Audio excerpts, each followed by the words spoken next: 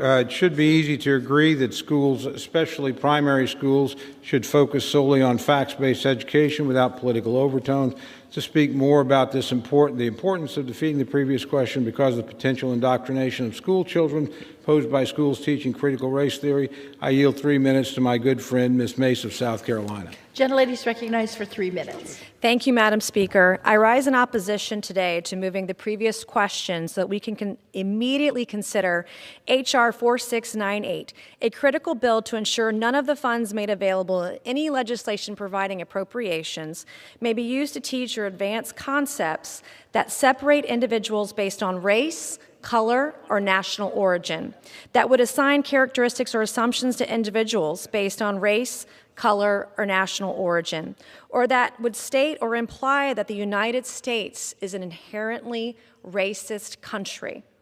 Critical race theory assumes that the tenets of freedom and equality upon which our country were founded are simply a mirage to mask systematic racism, and that our government should not provide any tax money to fund its teaching. Critical race theory is Marxist ideology that should not be taught anywhere or be used by anyone's tax dollars to be spent on our veterans or our children in public schools today. Critical race theory assumes that to be born white is to be born guilty, and it's to be born racist, and to be born black is to be born oppressed or to be born a victim. These concepts have begun to trickle into our public schools, even though the vast majority of Americans disavow it and reject it. Nothing could be more un-American than seeking to divide our young children based on factors outside of their control.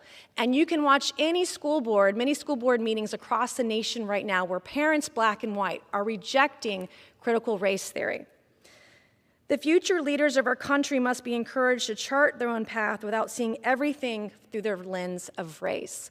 Rather than teaching our black and brown and African American children that they are victims and that they are oppressed, we can teach them that they're heroes, and we can teach them about heroes in our history, whether that's Harriet Tubman, who saved 750 slaves, rescued them in one night in Beaufort County, South Carolina. We can teach them about Robert Smalls, who commandeered a Civil War ship during the Civil War and freed himself and everyone on that ship and their families when he commandeered that ship. We can teach them about Joseph P. Rainey, who was the first black American elected to the U.S. House of Representatives, who was elected from the state of South Carolina as a Republican, in fact, from South Carolina's 1st Congressional District.